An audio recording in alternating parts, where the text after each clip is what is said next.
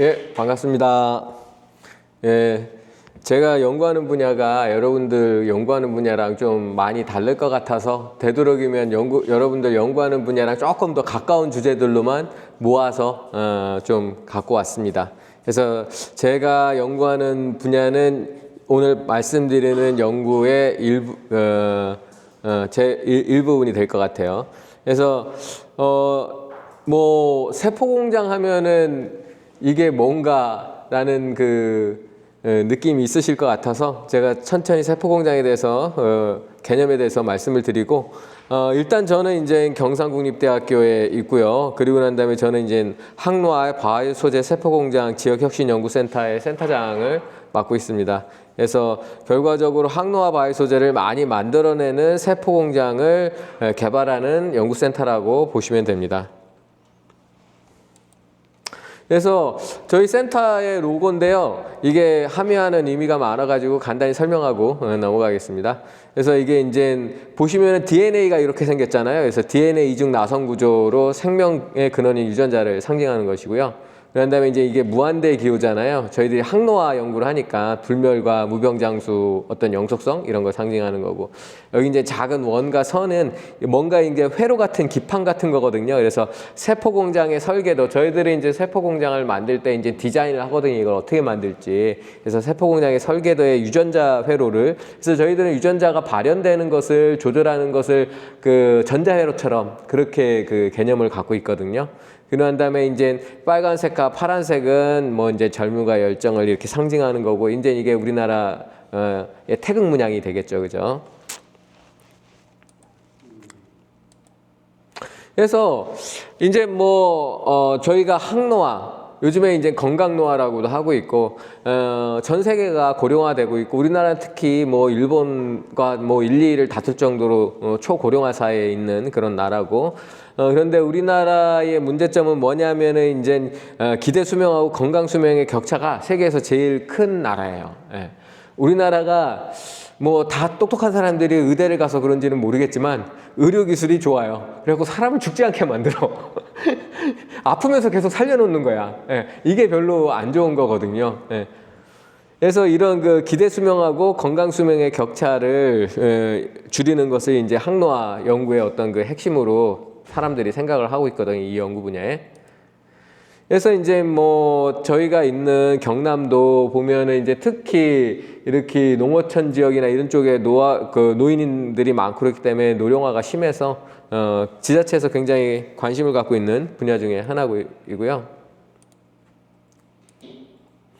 저희들이 이제 센터의 목표는 세포공장 기반의 항노화 바이오 소재의 실용화 플랫폼을 구축하고 확산하는 것인데, 저희 센터의 비전은 이제 건강한 삶을 구현하는 노블 투 네이처 글로컬 리더라고 해서, 노블 투 네이처라는 것은 자연의 어떤 새로운 가치를 더한다라는 의미입니다.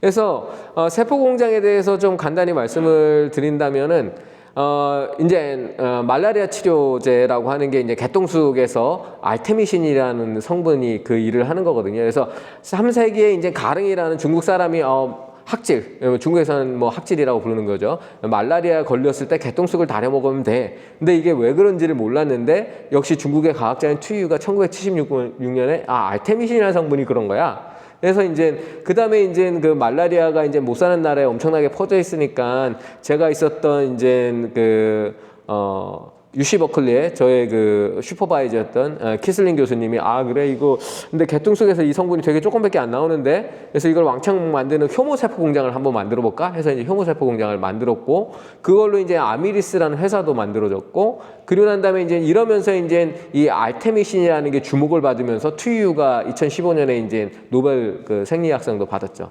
그래서 사실상 이런 알테미신이라는 것이 발굴부터 실용화까지는 한 1637년 정도 소요가 됐다고 봅니다. 이런 식으로 너무 많은 시간이 걸리는 거는 뭐 현실적이지 않다. 그래서 저희들은 이제 뭐를 만들 건가, what to make, 그리고 그걸 어떻게 만들 건가, how to make, 그리고 그걸 어떻게 시장으로 갖고 가지 하는 그 비즈니스에 관련된 인더스트리 이런 것들을 좀 뭔가 굉장히 그 플랫폼화해서 짧게 단축시켜보자, 한 7년 정도 해보자, 뭐 이런 그 취지를 가지고 저희 연구센터가 움직이고 있고요.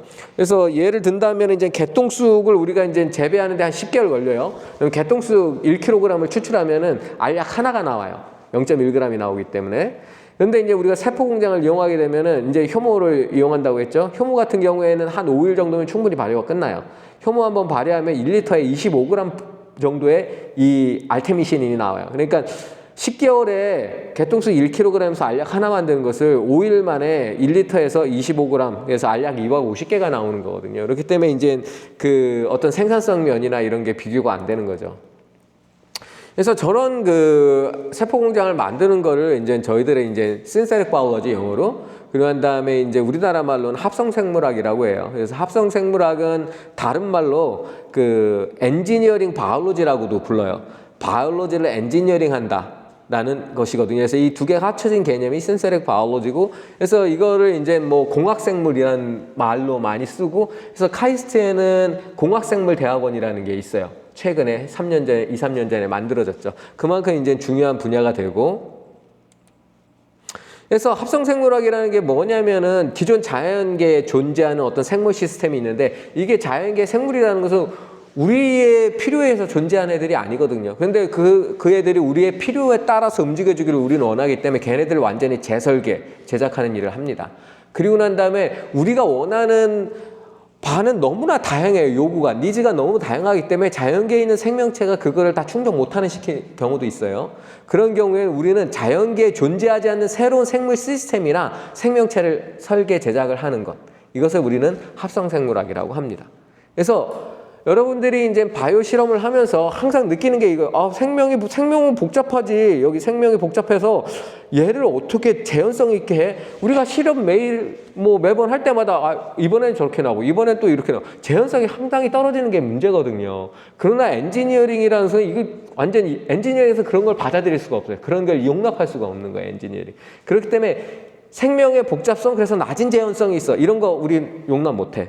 그리고 생명은 극도의 다양성이 있기 때문에 이게 얘가 그 다음에 1시간 뒤에 2시간 뒤에 어떻게 행동을 할지 이걸 예측한다? 이거 불가능이라고 생각하는데 우리는 예측해야지, 엔지니어링 바이올로지 하려면. 그리고 난 다음에 생명체가 어떻게 표준화가 돼? 이게 뭐 볼트너트야 표준화를 하게? 뭐 이런 생각을 합니다. 그러나 우리는 이것을 표준화를 해야 된다. 왜냐하면은 우리는 이제 세포 공장을 만들 때 그 세포 공장을 만드는 것을 부품이라고 하거든요. 어떤 우리가 기계를 만들거나 할 때 부품을 조립해서 만들잖아요. 우리는 기계를 만드는 것처럼 어떤 그 미생물을 만들어내는 거예요. 그러면은 기계를 만들 때 모든 게 볼트너트가 표준화되어 있어야 되는 거거든요. 그렇기 때문에 거기에 들어가는 바이오 부품, 우리는 효소나 유전자를 바이오 부품이라고 부르는데 그걸 표준화 시켜 놓는 거예요. 그래서 누가 조립을 해더라도 똑같은 그 공장이 나오도록. 그래서 바이오 패러다임이 많이 변했습니다. 유전체를 우리가 쉽게 읽고 그 DNA 시퀀싱을 하고 또 DNA를 합성하는 것도 요즘에 굉장히 발달했습니다. 옛날에 인간 유전체 하나 분석하는데 1억 달러가 들었는데 지금 100달러. 지금 100달러도 안 돼요. 이제 한 뭐 3, 40달러면 하는 것 같아요. 네. 그 정도로 서열 분석의 비용이 격감을 했고, 옛날에 유전자 하나 합성할 때 한 100달러 들었는데 요즘에 한 뭐 0.1달러? 이 정도면 합성합니다. 그렇기 때문에 우리가 생각만 하고 뭘 만들겠다라는 아이디어만 있으면은 만들 수가 있다는 거예요. 그래서 저희 실험실에서는 뭐 유전자 클로닝 거의 안 합니다. 다 그냥 회사에 주문하죠. 네. 유전자 합성하는 회사에. 그래서 이게 어떻게 보면 합성생물학이라는 게 바이오 연구 분야의 한 그 획을 긋는 브렉스루가 돼요. 왜냐하면은 사람이 영장류라고 하고, 영장류에는 뭐 원숭이도 있고 침팬지도 있잖아요. 침팬지나 그 원숭이랑 사람이 다른 이유가 뭔지 아세요? 다른 거는 사람은 문자를 갖고 있다라는 거예요. 문자. 원숭이도 자기네들끼리 말로 통하거든요. 사람은 문자를 갖고 있다는 거예요. 읽고 썼다라는 거예요. 그러니까 지식이 썸으로써 계속 축적이 되는 거예요. 책으로. 그리고 그 지식을 갖다가 계속 읽음으로써 쉽게 그 앞에 수천 년 동안 우리 조상들이 쌓아온 지식들을 쉽게 우리는 바로 배운다라는 거예요. 그거의 차이예요. 그런데 우리 이 합성생물학 하는 사람들은 똑같아요. ATGC 이게 문자예요. 이거를 읽고 쓰는 거예요. 읽는다는 거는 DNA 시퀀싱 하는 거고 쓰는 거는 DNA 디자인해서 합성시키는 거예요. 그래서 엄청난 차이가 있는 거예요. 그래서 뭐 이제 엔지니어링 개념을 도입했다고 하니까 공대 하면은 공대 가면 항상 이게 기본이에요. 디자인하고 빌드하고 테스트하고 런해서 어떤 문제가 있는데 다시 디자인. 이 DBTL 사이클을 돌린다고 하거든요. 우리 바이오에서 똑같이 합성생물학 하는 사람은 이런 DBTL 사이클을 돌려서 우리가 원하는 세포 공장이 최고의 성능을 발휘하도록 만들어냅니다.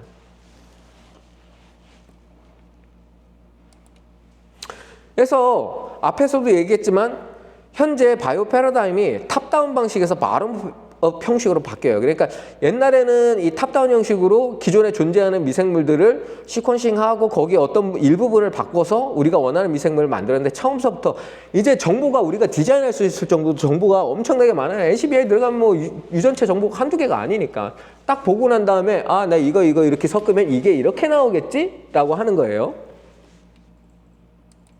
그러면은 이제 여러분들이 잘 탑다운하고 바텀업이 안 잡힐 수가 있으니까 아, 내가 어렸을 때 이런 공룡을 만들어 놨는데 아, 내가 이제 대학생 됐는데 아직도 이렇게 유치하게 아동틱한 건 싫어. 나 이런 식으로 한번 바꿔볼래? 하고 이거를 갖다가 하나하나 띄워가지고 중간중간 블럭을 바꿔서 이렇게 만들려고 하는 거나 아예 처음부터 이런 블럭을 갖고서 이렇게 하는 거랑 어떤 게 더 쉬울 것 같아요? 여러분들 블럭 조립 많이 해봐서 알겠지만 이걸 이렇게 바꾸는 게 훨씬 더 어려워요. 아예 처음부터 바닥에서부터 가는 게 더 쉽거든요. 이게 이제 바텀업 방식이에요. 그래서 이 합성생물학은 전 세계적으로 굉장히 지금 가장 핫한 바이오 분야 중에 하나고 미국이 이 합성생물학을 중점적으로 키우려고 바이든 정서부터 했고 그래서 이제 걔네들이 이제 바이오 메이드 모든 것을 만드는 것을 메이드하는 것을 바이오로 하겠다.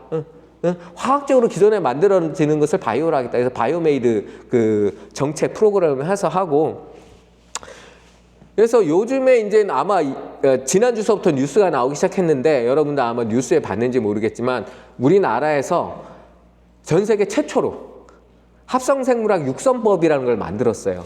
그만큼 합성생물학이 바이오에서 차지하는 비중이 너무너무 중요하니까 이게 국회에서 아예 법률화 한 거예요. 법률화. 이거는 전 세계에서 최초고 우리나라에서 이런 바이오 쪽에 관련된 그 법제화된 최초의 예예요. 그 정도로 우리 정부에서 굉장히 중요하게 보고 있는 분야입니다. 그래서 예를 든다면은 뭐 이제 앞에 디자인해서 DNA를 만드는 게 중요하다고 그러니까 얼마나 기술이 발달해 있냐면 요즘에 이제 트위스트라는 미국 회사가 있는데 얘네들은 기존의 DNA를 만들 때는 이런 리액션 바를 안에서 조그만 바를 안에서 이렇게 만들었는데 그것도 너무 낭비다 해서 아예 실리콘 기판 위에서 바로 디자인한 그 DNA들을 여기서 만들어내게 돼요. 기존 효율 대비 10,000배예요. 이 정도로 엄청난 차이가 있어요. 그래서 우리나라 전자칩 세계 1위잖아요. 되게 잘 만들어요. 이 실리콘 다루는 기술이 장난 아니거든요, 우리나라. 그렇기 때문에 우리나라도 약간만 틀면은 이런 거 얘네들보다 훨씬 더 나은 기술을 개발해낼 수가 있어요. 그런 다음에 이제 다 2, 3년 전에 엄청나게 고생했던 거 있잖아요. 코로나. 그때 이제 화이자랑 머더나가 나왔죠. 머더나 같이 들어보지도 못한 기업인데 저게 갑자기 코로나 백신? 그 밑에는 합성생물학 기업이 있었던 거예요. 어떤 회사냐면 긴코바이오엑스라고 MIT에서 그 생명공학 하는 사람들이 창업한 기업인데 머더나에서 이런 mRNA 서열을 만들고 싶은데 그런데 이제 이 백신은 지금 바로 만들어내야 되는 거고 백신은 기존에 백신을 만들려면 10년이라는 게 기본 룰이었어요. 10년 걸린다. 그러나 코로나 때는 이런 비상 상황에서 10년 안 되잖아요. 그렇기 때문에 새로운 기술이 이제 나오기 시작한 거예요. 그게 이제 mRNA 백신 기술인 거예요. 그래서 얘네들이 mRNA 아무리 설계를 잘해도 빨리 만들어주질 못하는 거예요. 긴코바이옥스가 바로 이 합성생물학 기술로 얘네들이 그 요구하는 mRNA를 바로바로 만들어서 주고 얘네들이 테스트하고 이것도 대량 생산을 해야 되니까 얘가 또 대량 생산 기술을 해주고 그래서 머더나와 긴코바이옥스의 합작품이에요. 그래서 제가 하는 연구 분야가 이제 여러 분야가 있는데 이제 뭐 여러분들이 바이오텍을 색깔로 나누잖아요. 그린 바이오, 화이트 바이오, 레드 바이오 이렇게 나눈단 말이죠. 제가 이제 뭐 그린, 화이트, 레드 다 관련된 일들을 하는데 오늘은 이제 여기 의과대학에 왔으니까 제가 이제 주로 레드에 관한 말씀만 드리겠습니다. 그래서 의약품 만드는데 어렵거든요. 어렵고 그리고 난 다음에 대부분 이 구조가 복잡해서 화학 합성하는 게 굉장히 어렵고 그게 굉장히 환경오염을 유발을 하고 그렇다니 뭐 또 자연계에서 추출하려니까 아까 뭐 개똥쑥 얘기 드렸지만 엄청나게 미량 나오고 우리가 원하는 만큼 안 나오고 그래서 이런 것들을 미생물 세포공장을 통해서 어떻게 하면 빨리 만들어낼까 이런 거예요. 그래서 우리가 이제 미생물 세포 공장의 최초의 의약품 생산에 얘가 아까 얘기했던 것처럼 이 키슬링 교수님이 개똥속에서 나오는 알테미신이를 생산하는 효모 세포 공장을 2003년도에 한 거예요. 이게 시초라고 보면 돼요. 그 다음에 2015년에 스탠포드 대학의 크리스나 스모키 교수가 있는데 이 사람이 이거 알편 생산 이거 몰핀을 양기비해서 해야 되는데 이게 굉장히 규제 레귤레이션이 까다롭거든요. 그렇기 때문에 뭔가 굉장히 아이솔레이션 된 시설에서 뭔가 퍼멘트 안에서 만들어내면 좋지 않을까? 그래서 아편 몰핀을 만드는 효모세포 공장을 만들어요. 이게 이제 의학소재 세포 공장의 발전 단계예요. 그런 다음에 최근에 2022년에 역시 키슬링 교수님이 빈블라스틴을 일일초라고 하는 식물에서 빈블라스틴이 정말 한 뭐 0.5 마이크로 뭐 이 정도 나오거든요. 엄청나게 그 극미량 나오는 건데 이게 빈블라스틴 굉장히 또 중요한 의학 소재기. 이거 너무 적게 나온다. 그래서 효모를 이용해서 역시 또 이 빈블라스틴 하는 세포 공장을. 그래서 이것을 보면 이제 이게 미생물 세포 공장을 통해서 의학 소재를 생산하는 게 가능하다. 굉장히 다양한 소재를 만들 수 있다. 이 소재 확장의 개념을 보여줬어요. 네.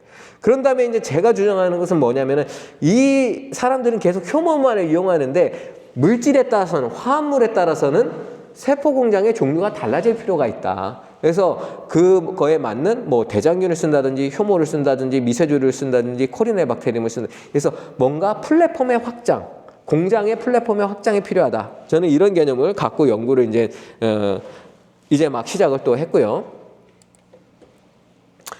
그래서 공장 하면은 뭐 기존하고는 뭔가 완전 달라야 되는 거 아니야? 뭐 이런 거거든요. 그랬을 때 이제 저희가 이제 그 대표적인 어떤 화합물군들이 있어요. 의학 소재가 많이 들어있는 뉴클레오시드계, 뭐 카나비노이드계, 알칼로이드계, 터페노이드계 있어요.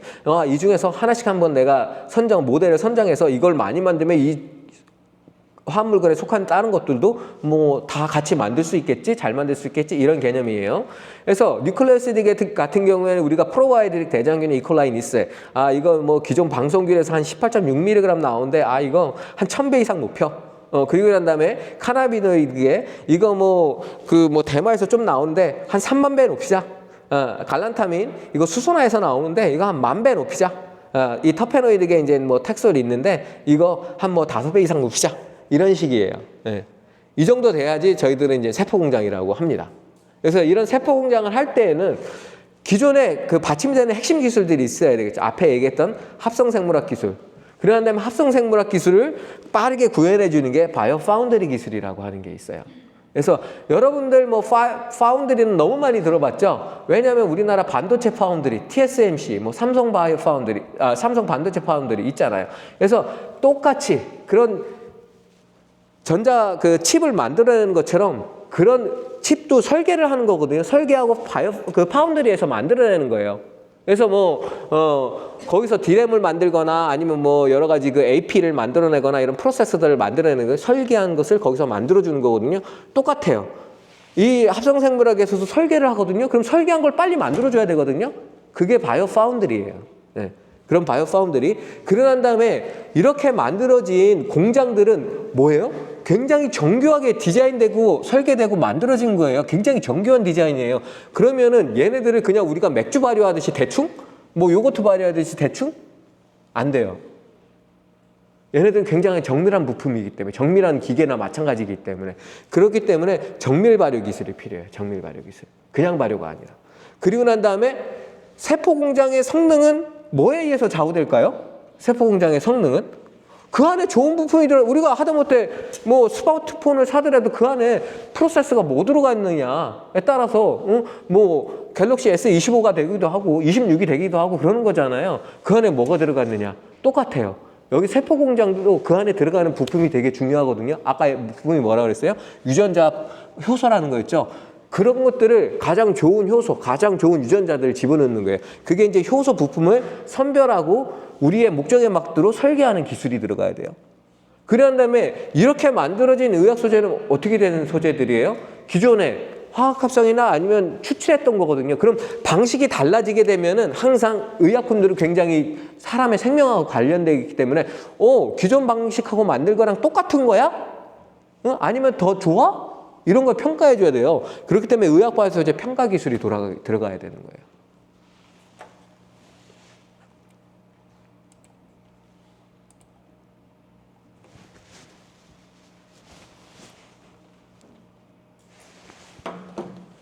막간을 위해서 잠깐 하나만 질문하고 네. 이제 우리가 보통 발효 이러면은 뭐 온도라든지 그죠? 뭐 영양분 공급을 어떻게 잘 할 것인가 뭐 이런 것만 생각하는데 정밀 발효 기술 이러면은 또 그 위에 뭐를 또 정밀하게 해야 될까요? 우리가 이제 그 리액터가 있습니다. 리액터가 있으면은 라만 기술이 있거든요. 이 라만을 여기다 딱 그 조사를 하게 되면 바로 이 안에서 어떤 물질들이 얼마만큼 변하고 있는지를 볼 수가 있어요. 그러고 난 다음에 우리가 이제 디지털 트윈 기술이라는 거 들어보셨죠? 컴퓨터 안에서 똑같은 발효조가 이렇게 돌아가고 있는 거예요. 그래서 앞으로 30분, 1시간 후에 일어날 일을 미리 여기서 예측하고 미리 조절을 해주는 거예요. 이런 게 정밀 발효 기술이에요.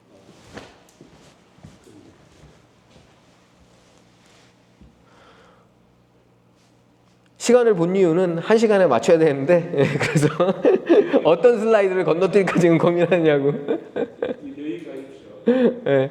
그래서 아까도 얘기했지만 뉴클레오시드기에 이제 상기바마이신이라는 게 있는데 이게 이제 코로나19 치료제로 그 지금 임상에 들어가 있는 물질이에요. 이렇게 구조를 갖고 있고 항바이러스 및 항압 장벽을 갖고 있습니다. 이것이 이제 기존에 이 스트랩토마이세스 리모세스에서 굉장히 소량 나오고 또는 화학적으로 합성하려고 했는데 굉장히 과정이 복잡하고 환경 오염이 심해요. 그래서 이런 문제점들이 있어서 우리는 이것을 대장균을 이용해서 만들려고 해요. 그러면 여기 이제 왜 이 호스트를 선택했어? 이러면 그 안에 논리들이 되게 많이 들어가 있는데 그냥 간단하게 요것만 그냥 예시를 드릴게요. 뒤에 이제 여러 가지 세포 공장이 있지만 여러분들 그 뉴클레오시드나 뉴클레오타이드는 뭐예요? 핵산이나 핵산, DNA의 구성 단위 물질이 되는 거죠. 그렇기 때문에 DNA 함량이 높으면 그 세포에 또는 걔가 빨리 자라거나 이런 애들은 빨리 자란다는 애들은 DNA 빨리빨리 복제해내야 돼요. 그리고 이런 애들은 대부분 세포 하나에 DNA 함량이 많아요. 그러면 이런 DNA 함량을 많이 갖고 있는 애들은 그만큼 이런 뉴클레오시드 계통의 물질을 잘 만들어낼 수 있다는 거예요. 그러면 빨리 자라는 애 누구예요? 대장균이잖아요. 그죠? 그리고 대장균은 그 안에 핵산 함량이 높거든요. 그래서 아무거나 선정하지 않는 이유가 그런 겁니다. 그 물질군에 맞는 세포 공장을 선택해야 되는 거예요. 네. 그랬을 때 그러면 대장균 찝찝한데 이런 사람들이 있을 거 아니에요, 그죠? 그렇기 때문에 우리가 프로바이오틱 대장균이라고 하는 이콜라이 니셀을 사용하는 거예요. 이건 뮤타플로우로 우리가 장에 문제가 있을 때 먹는 의약품 중에 하나거든요. 네.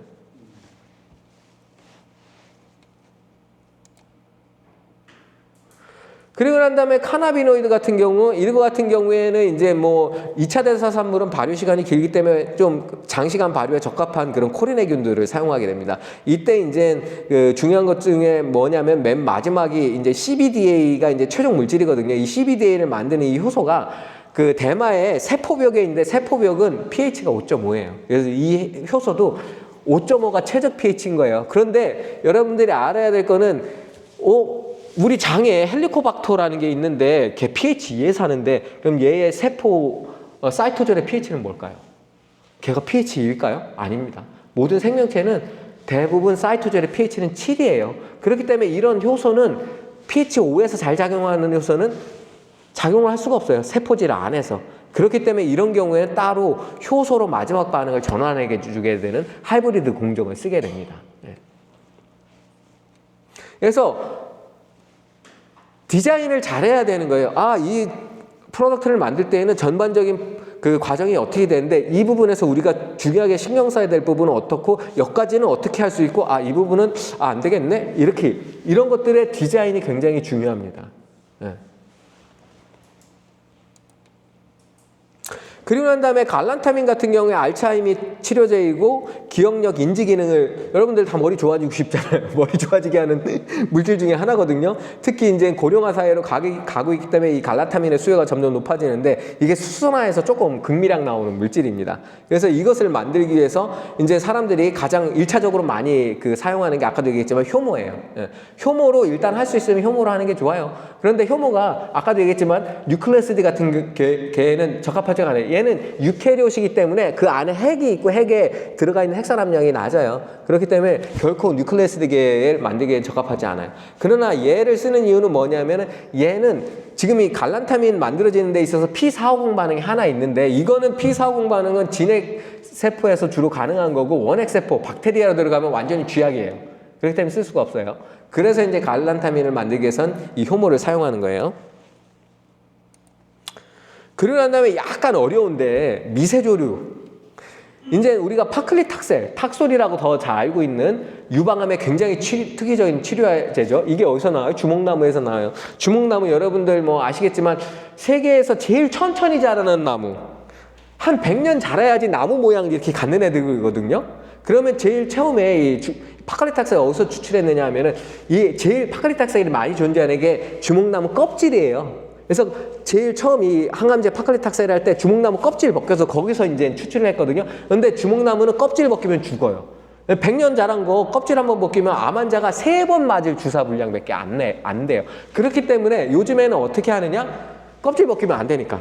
홀라당 벗기면 안 되니까. 주목나무의 잎. 근데 잎에는 파클리탁셀이 별로 없어요. 대신 이 10-디아스틸바카틴3라는 게 있어요. 그래서 여기서부터 화학합성을 가는 거예요. 그렇기 때문에 지금 현재 파클리탁셀의 대부분은 여기서 와요. 근데 이거조차도 주목나무 잎에 적어요. 그래서 이것을 만들어야 되겠다. 그랬을 때 이제 저희들이 이제 미세조류를 선택했는데 이 바카틴 3까지 가는데 P450이 몇 개 있느냐? 한 10몇 개 있어요. P450만.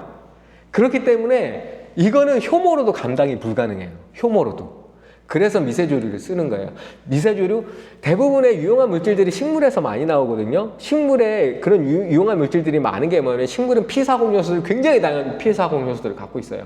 그럼 식물하고 가장 가까운 미생물은 뭐예요? 미세조류예요. 같은 광합성을 하는. 그렇기 때문에 미세조류를 쓰는 거예요. 네. 그래서 여러분들이 공장을 만들려고 할 때 출발점을 어디로 가져갈 거냐 이런 것도 고민을 많이 해야 되는 거예요. 그리고 난 다음에 이런 물질들을 터페노이드라고 하는데 터페노이드의 가장 대표적인 게 뭐냐면 광합성 하는 애들은 다 터페노이드를 많이 갖고 있어요. 그래서 식물도 터페노이드를 많이 갖고 있는데 광합성 할 때 그 터페노이드를 갖고 있는 게 대표적인 게 뭐냐? 엽록체예요. 엽록소가 클로로필이 터페노이드예요. 그리고 난 다음에 광합성을 하게 되면은 광 라디칼들이 엄청나게 많이 나오기 때문에 모든 광합성 생명체가 기본적으로 같이 끌고 들어오는 게 뭐냐? 색소체예요. 색소체는 뭐냐? 카로티노이드를 말하는 거예요. 그 카로티노이드도 터페노이드예요. 그렇기 때문에 광합성을 하는 애들은 기본적으로 터페노이드의 플럭스가 굉장히 강해요. 우리는 이걸 메타볼릭 플럭스, 대사 흐름이 얼마나 강하냐라는 얘기를 하거든요. 세포 공장을 만들 때는 그러니까 우리가 뭐 어디 대전에서 부산 서울에서 부산 가는데 경부고속도로 타고 갈 거 아니에요. 가장 길이 넓기 때문에. 예. 우리가 뭐 국도로 뭐 빙빙 돌아갈 거예요? 아니잖아요. 그런 이런 고속도로를 갖고 있는 게 어디냐라는 걸 얘기하는 거예요. 네. 우리가 메타볼릭 플럭스를 이제 합성생물학자들이 얘기할 때에는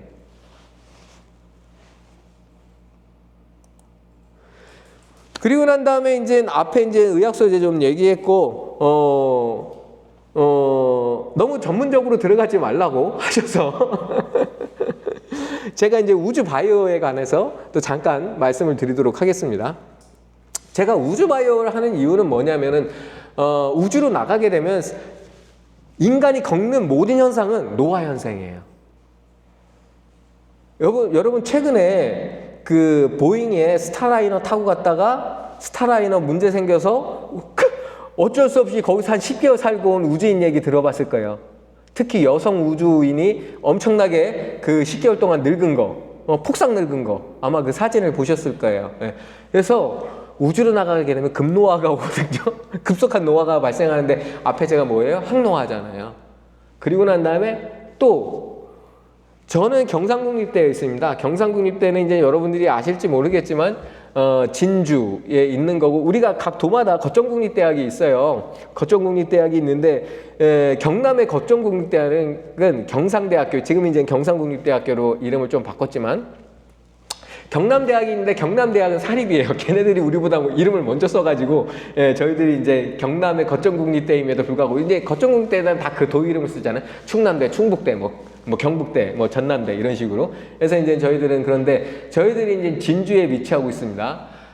진주 바로 옆에 사천이라는 데가 있어요. 여러분 항공우주청 들어보셨어요? 항공우주청? 작년에 개청을 했죠. 우리나라도 이제 우주로 나가야 된다. 그래서 그냥 과기부 하나의 조그만 부서로 있어서는 안 된다. 그래서 아예 청으로 독립을 시킨 거예요. 그래서 바로 우리 옆에 항공우주청이 있으니까 그러면 경상국립대는 뭘 해야 돼요? 바이오 하는 사람들은? 당연히 우주바이오를 해야 되겠죠. 그래서 우주바이오를 제가 하는 겁니다. 그래서 우주로 나갈 때는 우주는 정말 여기랑 완전 다른 세상이에요. 그래서 함부로 막 나갈 수가 없는 거예요. 그래서 차근차근 단계, 스텝 바이 스텝으로 나가야 되는 거예요. 그래서 여러분들 우주정거장이라는 얘기 많이 들어봤죠? 그래서 이 우주정거장에서 우주로 나갈 준비를 하는 거예요, 여기서. 그래서 여기서 어느 정도 준비가 되면 그 다음에는 달로 가는 거예요. 달에도 똑같이 우주정거장과 비슷하게 루나 게이트웨이를 이렇게 띄워놔요. 그리고 난 다음에 여기서 이제 우리가 달에 대해서 충분히 알았으면 달을 기점으로 해서 다시 화성으로 가는 거예요. 또 화성에도 역시 똑같이 이런 일성들을 띄워놓는 거예요, 정거장을.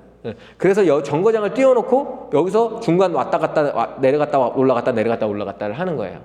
여기는 너무 컨디션이 하시하기 때문에 바로 내려갈 수는 없어요. 그래서 단계별로 이렇게 가고, 왜 달 먼저 가려고 하느냐, 이게 여러분들 우주로켓 쐈을 때 우주로켓의 대부분이 그 추진력을 어디다 쓰는지 알아요? 대기권 빠져나가는 데 쓰는 거예요. 그 다음서부터는 왜 대기권 빠져나가는데, 대기라는 것 때문에 대기 마찰, 그리고 난 다음에 지구의 중력, 그래서 대부분의 로켓 추진력을 거기서 다 쓰고, 일단 우주로 나가게 되면 대기도 없어요. 뭐 저항이 없는 거예요. 그리고 난 다음에 뭐 중력이 작용하는 것도 아니에요. 그렇기 때문에 거기서부터는 그냥 별로 조그만 추진력만 들여도 가기 때문에, 달로 가게 되면은 달에서는 중력이 지구보다 훨씬 더 작고 6분의 1밖에 안 되고 대기가 없기 때문에 여기서 로켓을 쏘면은 엄청나게 적은 로켓으로도 화성을 갈 수가 있어요. 그래서 일단 달에 잡는 거예요. 그러면은 아까도 얘기했지만 이게 이제 지구정거장, 우주정거장, 그리고 난 다음에 달 가고, 그리고 난 다음에 화성 가는데, 사람이 그때 겪는 것들이 엄청나요. 제일 먼저 사람이 여기 있지만 isolation, confinement, 좁은 우주선 안에 갇혀서 로켓에 실려서 우주정거장 가면 또 우주정거장도 아예 이제 폐쇄된 좁은 공간이에요. 그렇기 때문에 굉장히 고립된 것, 이 심리적인 게 굉장히 크다고 해요. 거기서 오는 스트레스. 그리고 난 다음에 요게 이렇게 표시되어 있는데, 이 우주정거장 안에서 또는 우주선 안에서 모든 생활활동이 다 일어나야 돼요. 그 조그만 데서. 그래서 모든 게 리사이클 돼야 되는 그런 문제가 있고, 그러고 난 다음에 거기서 조금 벗어나게 되면은, 이 우주정거장까지 가게 되면 여기서 우주정거장에는 중력이 없어요. 그렇기 때문에 사람이 둥둥둥 떠다니죠. 둥둥둥 떠다닌다요. 이 중력이 없다라는 것은 엄청난 거예요. 우리가 정상적으로 이 피가 순환되고 모든 그 체액이 순환되는 것은 중력이 있는 상태에서요. 중력이 없게 되면은 이게 정상적인 체액 순환이나 혈액 순환이 완전 바뀌어 버리는 거기 때문에 굉장히 신체에 엄청난 큰 변화가 옵니다. 그래서 이 그래비티, 그래서 여기 이제 지구에서 잡아당기는 중력이 이제 없어지니까 이 그래비티가 없는 미소중력 또는 무중력 상태에 갑니다. 그러고 난 다음에 그거보다 좀 더 나가게 되면은 우주방사선이라는 게 엄청나요. 갤럭틱 코스믹 레이라고 하는 건데, 우주정거장을 지구의 400km에 띄워놨거든요. 왜 400km 거기를 저궤도라고 해요? 왜 거기다 띄워놓는지 아세요? 네? 거기가 여러분 반알렌테라고 들어봤어요? 반알렌테, 지구 자기장대의 반알렌테. 네. 요 반알렌테를 딱 넘어가게 되면은 그냥 우주방사선이 그냥 직접적으로 맞아버리는 거예요. 우주방사선이 들어올 때 반알렌테 다 거쳐서 그러니까 태양빛이 들어오더라도 여기서 해로운 것들은 걸르고 난 다음에 들어오는 거거든요. 우주정거장이 떠 있는 거는 바로 요 밑에예요. 그래서 요 부분을 딱 벗어나게 되면은 그 다음부터 이렇게 표시해 놓은 거예요. 라디에이션. 라디에이션이 엄청나거든요. 이게 그냥 라디에이션이 아니에요. 예. 그래서 이 갤럭틱 코스믹 레이라고 하는 거는 뭐냐면은 감마선, 베타선 이런 것들보다 훨씬 더 세요. 그래서 여러분들 뭐 물리 시간 뭐 고등학교 때 배우는 거 기억이 날지 모르겠지만 모든 에너지라는 것은 중량하고 속도에 비례해요. 근데 우주에서 이 날아오는 우주선 입자가 빛의 속도보다 더 빠르거든요. 그런데 그게 하전을 띈 입자예요. 전하를 띈. 이거는 엄청난 에너지인 거예요. 그렇기 때문에 이거는 우주선도 뚫고 들어와요. 그래서 인류가 처음에 아폴로로 우주선을 타고 달에 갔다 왔지만 일주일 내에 갔다 온 거예요. 사람이 더 이상 오랫동안 있으면 어떤 일이 벌어날지 몰라요. 예. 예. 저게 우리 DNA들 다 망가뜨릴 수가 있거든요. 예. 그리고 난 다음에 여기서 벗어나게 되면 이제 달에 갈 수가 있는 거죠. 달 가고 그 다음에 이제 여기서부터는 이렇게 표시되어 있는 distance from Earth. 그래서 요것들이 우리가 우주로 나가게 될 때 다 겪는 위험을 표시한 거예요. 이게 화성을 우리가 간다고 하면은 우리가 화성 가는데 가장 빨리 가면 8개월 만에 갈 수가 있어요. 우리가 이게 이제 그게 어떤 거냐면은 이 지구도 이 태양을 돌고 화성도 태양을 도는데 화성이 여기 있고 지구 여기 있으면 절대 8개월 못 가고 화성이 이렇게 돌고 지구가 여기 딱 있을 때 여기 딱 맞추는 거예요. 그 시점을 딱 맞춰서 출발을 해서 이렇게 갈 때가 요게 이제 요쯤에 화성이 있고 지구가 이렇게 돌고 있을 때 그러면 이게 가고 있으면 화성이 여기 오겠지? 요때 이제 8개월 걸리는 거예요. 요때 그러면은 지구랑 교신하면은 우리 우주선에 문제 생겼어. 우리 큰일 났어. 그래서 신호를 SOS 보내. 그러면은 그 신호가 도달하는데 최소 20분 이상 걸려요. 예. 뭐 누가 아파 그래. 지금 여기 아파. 나 아파. 그러면은 이 아파를 받은 건 20분 뒤에 받았어. 그러고 난 다음에 그래. 그러면 이런 조치를 해. 그게 또 20분 걸려서 가는 거야. 그 사람 죽었어. 이런 디스턴스라는 게 굉장히 또 어려운 문제예요. 거리. 그래서 우주로 나가게 되면 모든 걸 자급자족해야 되거든요. 그래서 여기서 우주정거장에 사람이 있었을 때 여기 우주정거장에서 이 사람이 O2를 마시고 CO2 낸 거 그거 다시 CO2를 다시 O2로 만들어줘야 되고 이 사람이 화장실에서 쓴 물 또는 뭐 목욕하다 쓴 물 이런 거 다시 다 재생을 해야 되고 그리고 난 다음에 이 사람이 먹을 식량 여기서 또 다 만들어야 되고 여기서 나온 그 웨이스트를 처리하는 시스템 그러고 난 다음에 이게 이제 뭐 달이나 화성까지 갔다 그러면은 여기에 있는 자원을 활용해야 때문에 여기 이제 리골리스라고 부르거든요. 화성이나 달에 있는 표토를 리골리스에서 필요한 물질들이 추출해내고 이런 것들이 굉장히 복잡하게 얽혀 있어요. 예. 그러나 이런 문제들에 대해서 얘기하지는 않고 주로 인체의 변화에 대해서만 말씀을 드리겠습니다. 이거 여러분들 너무 일반적으로 보는 거죠. 이거 다 뭐에서 나온 건지 알아요? 사람이 우주 가려고 하다 만든 기술들이에요. 아폴로 우주선 띄울 때 만든 기술들이에요. 우주 가서 물 정수해서 먹어야 될 거 아니에요. 예? 그리고 난 다음에 거기 공기청정해야 될 거 아니에요. 완전 폐쇄 시스템인데. 그리고 난 다음에 우주로 갈 때 여러분들 이 물 한 바틀 갖고 가는데 얼마 드는 줄 알아요? 2천만 원이에요. 1kg 올리려면 물 1리터 올리려면 2천만 원이 들어가요. 그렇기 때문에 모든 갖고 가는 것들은 무게를 최소화해야 돼요. 그래서 동결건조식품이 나온 거예요. 그러고 난 다음에 우주로 나가게 되면은 환경이 하시하기 때문에 음식물들이 금방 변하기 때문에 오랫동안 보관할 수 있도록 하기 위해서 동결건조 기술이 거기서 나온 거예요. 그리고 난 다음에 이 메모리 폼 여러분들 잘 때 쓰는 거 이것도 여러분들 우주인들 우주선에서 자는 거 봤어요? 잘 때 몸을 이렇게 묶어요. 안 그러면은 둥둥둥 떠다니다 여기저기 막 부딪히걸랑. 중력이 없기 때문에. 그런데 이 사람들이 그럼 이렇게 있으면은, 이 묶어놓고 있으면은 몸이 너무 불편해. 그래서 조금 이렇게 몸을 움직일 때 몸이 이 뭔가 딱딱한 거에 있으면 안 돼요. 그래서 메모리폼. 이 우주정거장에서 여러분들 수면 취하는 게 엄청나게 어려운 거 알아요? 응? 여러분들 지금 우리는 밤낮이 24시간에 한 번씩 바뀌죠? 우주선 저기 우주정거장에서 밤낮이 얼마만큼 자주 바뀌는 줄 알아요? 16번. 우리 한 번 바뀔 때 16번 바뀌어.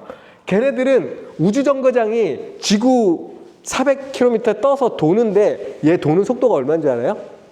3만 km. 시속 3만 km로 돌아요. 네. 시속 3만 km로 돌고 그리고 난 다음에 그렇기 때문에 우리는 지구가 뭐 한 번 도는데 24시간이지만 얘는 16바퀴를 돌고 있어요. 16바퀴를. 그렇기 때문에 밤낮이 16번 바뀌는 거예요. 그렇기 때문에 숙면을 취하는 게 진짜 어려워요. 그리고 난 다음에 여기 여러분들이 지금 나의 목소리가 한 뭐 40데시벨 정도 뭐 될 것 같아요. 아마 이렇게 측정을 해보면은. 그런데 우주선 안에서는 항상 기본 소음이 몇 데시벨인지 알아요? 80데시벨. 계속 전철이 기차가 지나가고 있는 거예요, 옆에서. 근데 그렇게밖에 소리가 날 수밖에 없는 이유가 뭐냐면은 이 안에, 우주정거장 안에 있는 소리가 빠져나가지 못해요. 모든 소리나 이런 음파라는 건 매질이 있어야 나가는 거거든요. 우주선 밖에는 진공이야. 그렇기 때문에 소리들이 모두 이 우주선 안에 갇혀 있는 거예요. 우주정거장 안에. 그만큼 굉장히 다른 세상이다. 그리고 난 다음에 불나면 큰일 날 거 아니야. 그래서 화재 감지기, 가스 감지기도 여기서 나온 거예요. 그런 다음에 이제 우주 가서 이제 달 착륙해서 이렇게 드릴로 이렇게 뚫고 이제 깃발 꽂았거든요. 그 드릴 뚫을 때 어이 콘센트 있나 하고 이렇게 콘센트 끼워서 이게 드릴 쓸 수 있는 거 아니잖아요. 그래서 이런 무선 기술들이 나온 거예요. 네. 그래서 우리가 우주로 갈 때 굉장히 많은 기술들이 필요하고 그 필요한 기술들의 TRL 단계가 뭐냐 이런 것들 나사들이 이제 정리를 하는데 가장 이제 TRL 높은 게 TRL 높다는 것은 지금 현재 바로 실현 가능하다라는 그런 거예요. 그게 이제 셀룰러 푸드 프로덕션 그래서 대체육 같은 게 가장 대표적인 거예요. 세포 배양해서 음식으로 쓰는 거. 셀 컬처 해가지고.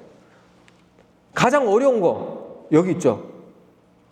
우주 가서 플라스틱 쓰고 플라스틱 리사이클링 해야 되는데 다 리사이클링 해야 되거든요. 이 쓰고 난 다음에 버릴 때도 없고 버려버리면 또 써야 되는데 지구에서 갖고 올 수도 없고 지금 아까 얘기했잖아요. 그 스타라이너 고장 나가지고 금방금방 왔다 갔다 할 수 있는 거면 바로 왔지. 10개월 뒤에 왔거든. 왜냐면 우주선이 그때밖에 못 뜨니까. 그렇기 때문에 뭘 필요하다고 해서 바로바로 보급받을 수 있는 것도 아니에요. 다 리사이클 해야 돼요. 그런데 이 플라스틱이라는 것은 사람이 만들어낸 거예요. 이거 플라스틱은 진짜 사람이 만든 자연계 없었던 거야. 이 플라스틱에 지금 엄청난 플라스틱을 쓰지만 이게 불과 역사가 100년밖에 안 돼. 그렇기 때문에 플라스틱이라는 것은 생명체가 처음 본 거야. 처음 봤기 때문에 이거를 분해하는 애도 진화 45억 년의 지구 역사가 있지만 이거를 미생물이라는 애가 대부분 분해를 담당하고 있는데 처음 본 애야. 그렇기 때문에 분해를 못하는 거예요. 그래서 이게 가장 기술 난이도가 낮아. 그래서 여기 이제 기술 난이도 가장 높은 대체에 대해서 조금 말을 할게요. 그래서 여러분들 임파서블 버거 다 들어봤을 거예요. 임파서블 버거. 그래서 임파서블 버거의 가장 핵심은 뭐냐면은 얘네들이 차별화되는 건 뭐냐면 고기 맛을 잘 낸다는 거예요. 우리가 대체육 만들 때 세 가지 방식이 있거든요.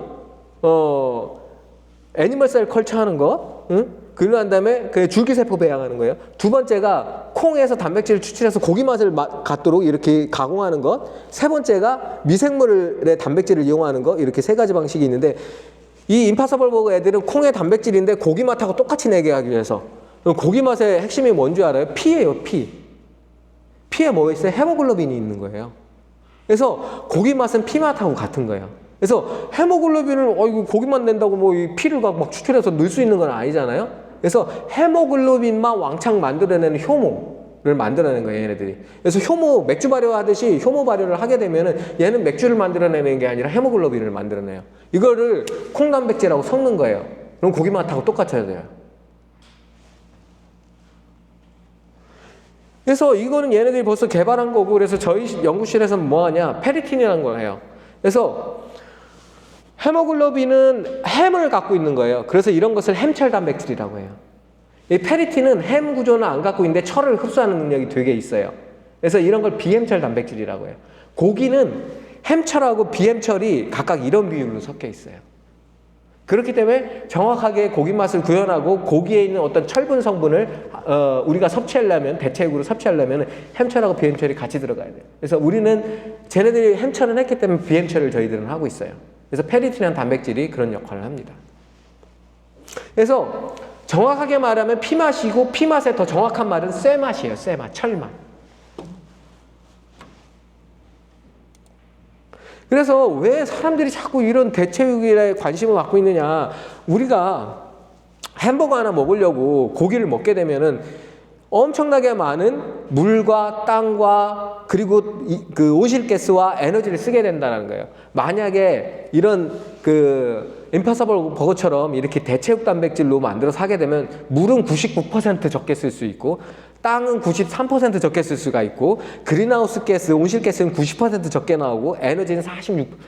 비교가 안 되는 거예요. 그러니까 우리가 고기 먹는 거는 굉장한 에너지의 낭비예요. 환경을 오염시키고. 그래서 자꾸 대체육을 사람들이 하려고 하는 거예요.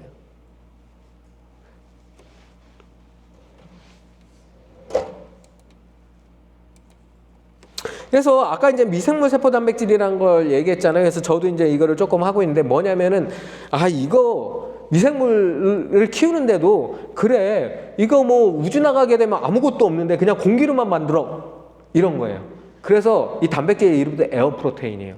들어가는 게 그냥 물 들어가, 공기 들어가, 그리고 난 다음에 탄소가 필요하니까 탄소 동화를 해야 되니까 CO2 가스 들어가. 이거 다예요. 이거 갖고 여기 그래도 에너지는 필요하니까 전기 공급해가지고 단백질을 만들어내는 거예요. 그래서 크게 대표적인 회사가 두 개가 있어요. 키보드라는 회사가 있는데 얘네들은 이제 에어프로테인이라는 이름으로 이런 단백질을 만들어내고, 얘네들은 전기를 이용해서 이 일을 하고, 이 솔라푸드라고 하는 애들이 있는데 얘네들은 햇빛을 이용해서 일을 하고, 얘네들은 제품명을 솔레인이라고 해서 팔아요. 그래서 공기만 갖고 만들기 때문에 이런 것들을 에어프로테인이라고 해요.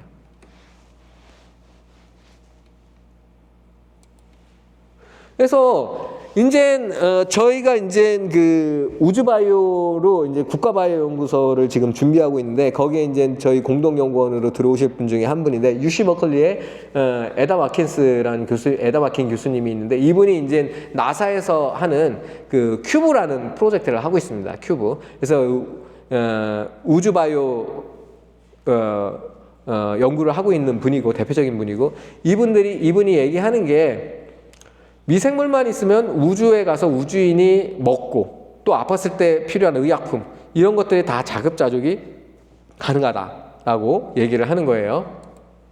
그래서 이분이 네이처 커뮤니케이션에 제안한 개념들은 이런 거예요. 내가 지금 우주에서 오늘 저녁에 햄버거가 땡기는데 이 햄버거 한번 먹어볼까? 그러면은 햄버거, 그래, 나 오늘 저녁 메뉴 햄버거야. 이렇게 이제 그 스마트폰에 입력을 해놓으면은 얘가 이제 이 안에 있는 장치들이, 이 햄버거 만들기 위해서는 이런 효모가 필요해요. 이 효모에 염색체 안에는 지금 이산화탄소가스를 동화할 수 있는 시아노시뮬레이션 유전자들이 들어가 있고, 그런 다음에 영양도 생각해야 되니까 뭐 바이타민 A, C 골고루 들어가고, 그런 다음에 먹기 좋은 게, 보기 좋은 게 먹기 좋다고 컬러, 좋은 컬러로 한번 만들어 컬러 그 물질 들어가고, 그런 다음에 향도 필요하니까 플레이버까지 해서 그래서 요걸 하기 위해서는 요 효모가 필요하니까 요 효모를 키우겠습니다. 해서 효모를 딱 키웁니다. 키울 때 아까도 얘기했지만 얘 정밀한 애들이기 때문에 정밀 발효를 해야 돼요. 컴퓨터가 다 정밀하게 지금 조절을 하는 거예요. 그래서 내가 필요한 거 오늘은 이 고기 패티 들어가는데 안심으로 해줘. 그러면 안심용으로 발효하겠습니다. 안심용 발효해가지고 여기 딱 가서 이게 푸드 프린터라고 하는 건데 프린팅 하는 거예요. 그래서 이게 이제 우주에만 쓰는 것이냐? 아니에요. 대부분 아까도 이제 제가 그 우주에서 개발된 기술들이 지구상에 적용된 것들을 얘기했잖아요.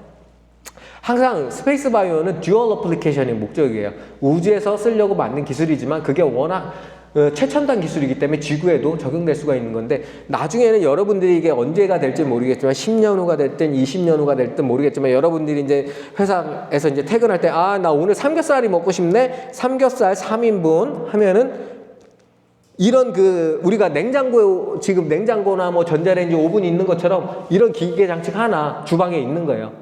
그래서 삼겹살 3인분 만들어주는 거예요. 그럼 딱 집에 들어와서 삼겹살 3인분 거먹으면 되는 거예요. 이런 세상이 올 거라는 거죠.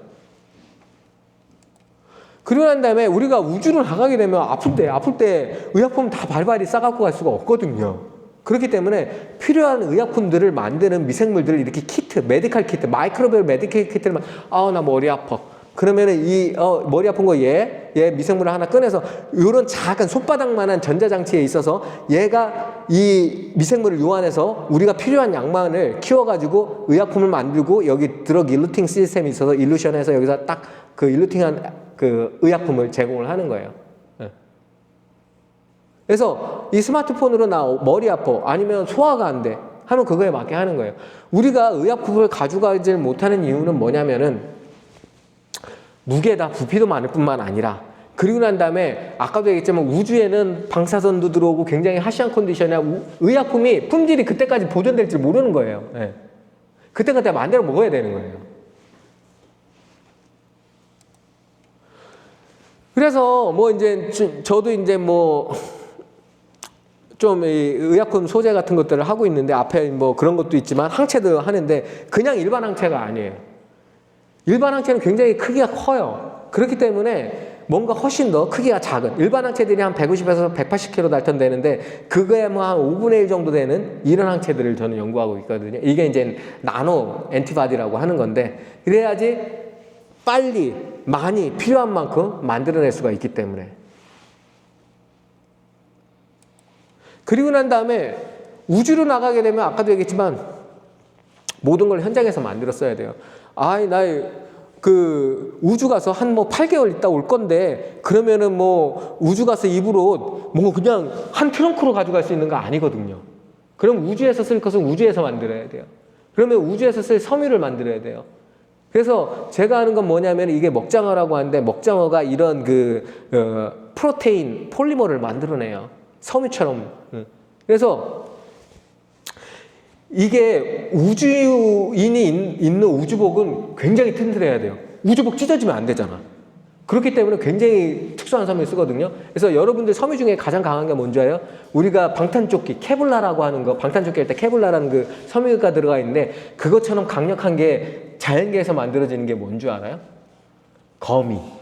거미가 만드는 거미줄.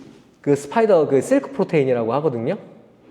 얘도 그와 같은 실크 프로테인 같은 거예요. 그래서 얘도 거의 그 강성이나 인장력 이런 것들이 케블라와 거의 비슷한 애예요.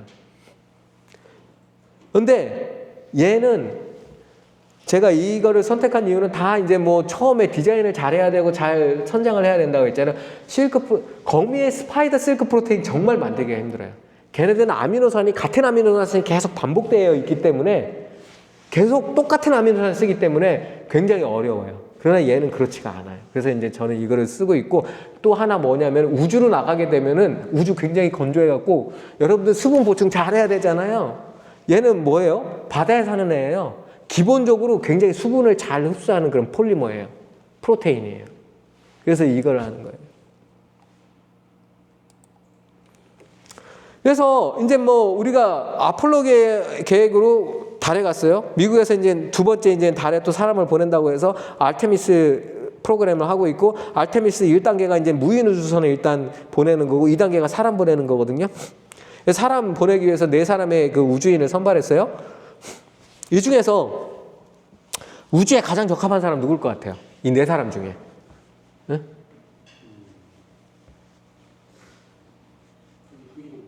오, 잘 찍네. 우리 김경수 교수님 워낙 옛날서부터 잘 찍었어. 이유가 아세요? 혹시 그럼 이유를 말하면 찍은 건 아니지. 피부가 그래서 이렇게 자외선이나 이런 게 좀 강한가 싶어요. 맞습니다. 야, 역시 우리가 지금 한참 전쟁하고 있는 우크라이나 있잖아요. 우크라이나에 굉장히 원자력 발전소가 많거든요. 그 중에 하나가 체르노빌이었어요. 체르노빌 그 원전 사고가 났었잖아요. 그 원전 사고 난 그 핵 원자로 안에서 살고 있는 미생물이 있거든요. 검은 곰팡이라는 애가 있어요. 그런 다음에 방사선에서 오염된 그 주변에 개구리들도 좀 살고 있는데 그 개구리들이 시간이 지나니까 다 이렇게 검은색으로 바뀌었어요. 네. 이런 청색을 갖고 있는 애는 살 수가 없기 때문에. 이 검은색은 뭐냐면 멜라닌. 여러분들이 햇빛에 많이 노출되면은 멜라닌 생기잖아요. 흑인들이 그 검은색이 멜라닌이거든요. 이 멜라닌이 이 방사선을 굉장히 잘 흡수해요. 네. 방사선을 차단해주는 역할을 해요. 그래서 검은 곰팡이가 원자로, 그 핵 원자로 안에서 살 수가 있는 거예요. 얘네들은 심지어 방사선을 에너지로 이용해. 이 방사선이 딱 들어오면은 멜라닌이 방사선의 에너지를 한 단계 낮춰줘. 그걸 쓰는 거예요. 그래서 실제 이 우주정거장에서도 이 검은 곰팡이의 멜라닌을 어떤 그 우주방사선 차폐 소재로 쓰려고 이렇게 테스트도 하고 실제 효과도 보고 있어요. 네. 그래서 이런 거. 그러고 난 다음에 우주로 나가게 되면은 뭐 전신이 아플 수밖에 없어요. 제일 먼저 오는 게 바디 플루이드가 리디스트리뷰션 되기 때문에 머리 아파요. 일단 혈관이 확장되고 그렇기 때문에 이 뇌에 피 쏠리면 아프잖아요. 압력이 확 올라가요. 그리고 난 다음에 눈에도 실핏줄 많죠. 눈이 안 보여. 실핏줄 이제 이 혈관 확장되고 그러면서 카디오베스킬라 뭐 이런 쪽에 다 문제가 생겨요. 그러고 난 다음에 우리 뭐 김경수 교수님은 이제 뭐 오늘 뭐 근간소 뭐 유튜브 찍었다고 하셨는데 근 손실이 와요. 엄청나게 오고 뼈도 손실이 오고, 예. 그리고 난 다음에 신장 결석 일어나고, 그리고 난 다음에 빈혈 생기고, 우리 이제 마이크로바이옴 이 것에 있는데 이게 완전히 다 변해버리고, 그리고 난 다음에 여러 가지 운동적인 문제가 생기고 키네토시스. 그리고 난 다음에 이게 이제 중력 때문에 생기는 거예요. 중력. 그리고 난 다음에 방사선 때문에 생기는 건 방사선은 당연히 DNA 막 조각조각 내니까 DNA 데미지 이런 거 생기면 당연히 암 생기겠죠. 네오플라즘. 그리고 난 다음에 카타라크 이 백내장 생기고 그리고 난 다음에 상처가 나도 회복이 잘 안 되고 그리고 난 다음에 신경에 어떤 데미지가 오고 그리고 난 다음에 이런 혈관이나 여러 가지 그런 게 베스큘라 디제네레이션이고 이게 라디에이션 때문에 생기는 문제고 그리고 난 다음에 우주로 가게 되면은 항생제 이 병원균의 병원성이 훨씬 더 세진대요. 그래서 항생제가 잘 안 들어. 엔티바이럴 리지스턴스. 그러고 난 다음에 평상시 병원균이 아니던 애들이 바이러런스를 나타내. 거기다가 우리 몸의 면역도 약해져. 그렇게 되면 완전 뭐 2중고 3중고가 오는 거예요. 그러고 난 다음에 잠 못 잔다는 거 얘기했죠. 아까 슬립 디스럽션. 그러고 난 다음에 멘탈 헬스의 디그레데이션 그리고 앵자이티 불안 초조. 이게 멘탈 헬스도 우주 보내고 난 다음에 밑에 지상에서 기지에서 제일 신경 쓰는 게 뭔지 알아요? 우주인들이 우주에 나가게 되면은 인지 기능이 떨어진대요. 인지 기능이. 오래 머물수록 그게 엄청, 그래서 우주인을 중간중간 바꿔주는 이유가 그거예요. 그 사람 계속 놔두면 어떻게 되는지 알아요? 그 우주선 안에 또는 우주정거장 안에 조작해야 될 그 장비들이 엄청나게 많잖아요. 이거를 켜야 되는 걸 끄거나 꺼야 되는 걸 켜거나 이러는 현상이 발생을 하는 거예요. 완전 엄청난 대형 사고가 일어날 수가 있거든요. 그런데 문제는 뭐냐? 그런 우주정거장 우주선 안에 어떤 메디컬 퍼실리티가 있는 것도 아니고 어떤 뭐 어디가 아픈지 측정해 줄 수 있는 뭐 다이그노스틱 장비가 있는 것도 아니고 뭐 충분한 메디컬 툴킷이 있는 것도 아니고 그리고 난 다음에 뭐 지구에서 좀 도와주려고 해도 커뮤니케이션에 딜레이가 엄청나게 생기고 응?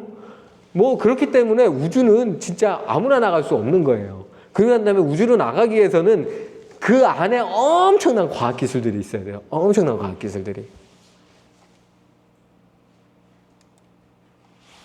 그래서 우주로 나가면 면역력 저하되기 때문에 뭐 어떻게 하면 이 면역력을 좀 저하되는 걸 막아줄까 해서 뭐 쿼세틴 같은 것들이 효과가 있으니까 이런 게 주로 이런 물질들에 있으니까 이 쿼세틴을 좀 많이 만들어서 우주인들을 먹여야 되겠다 뭐 이런 거나 또 아까도 얘기했지만 우주노화 굉장히 그 우주로 나가게 하면 노화가 빨리 오고 그래서 이거 뭐 지금 뭐 유명한 사진 아니에요. 요즘에 출발하기 전에 이랬던 사람이 돌아올 때 이래 됐어.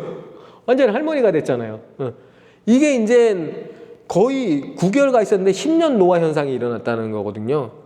그래서 이게 앞에 있는 그러한 여러 가지 그 환경적인 문제 때문에 이렇게 노화가 빨리 오는 거예요. 그래서 우주로 나가기 위해서는 우리가 여행 갈 때 배멀미나 차멀미나 뭐 비행기 멀미하는 사람이 귀 밑에 묻히잖아요. 그죠? 멀미약 먹잖아요. 그런 것처럼 우리가 우주로 나가기 위해서는 우주 여행의 예방약을 먹어야 될 텐데 그게 결과적으로 노화를 방지하는 거. 이런 거는 당연히 지구에서도 노화 방지해주면 좋은 거 아니에요? 그렇기 때문에 이런 그 어떻게 하면은 노화를 막을까? 왜 노화가 일어나는가? 우주에서 급속하게. 이런 거에 대한 연구가 또 엄청나게 되고 있는 거예요.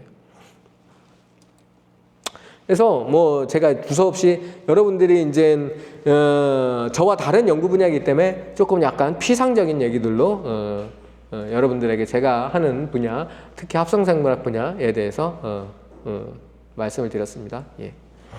네, 감사합니다. 감사합니다.